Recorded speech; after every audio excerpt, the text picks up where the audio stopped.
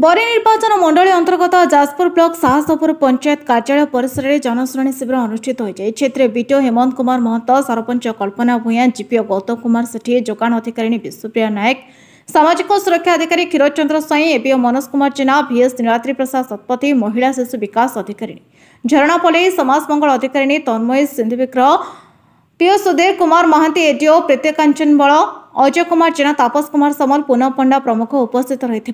9 रु अधिक लोके शिविर में निज निजर अभियोग दाखल करते पंचायत स्थायी गृह स्थायी पट्टा निमंते सरपंच बीडीओ निकट निवेदन करते।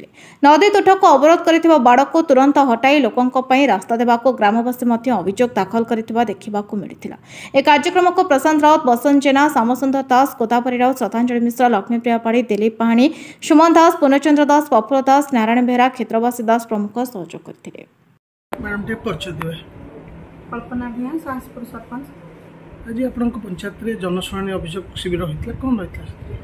हमर ब्लॉक प्रशासन तरफ हमर जनशुणाणी शिविर अनुष्ठित होइतला। विभिन्न प्रकार विभिन्न समस्या नहीं आसते पंचायत आमर ये उपस्थित थे बीडीओ सर जीपीओ विभिन्न प्रकार विभाग आसते समस्त समस्यार समाधान आम बीडीओ को अनुरोध कर खूब शीघ्र समाधान करने चेष्टा कर।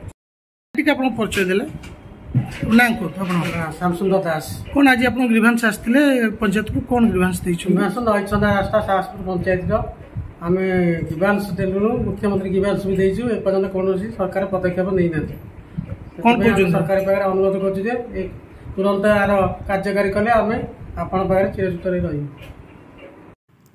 बरेड़ विश्वभूषण जेना रिपोर्ट, नायवती टीवी।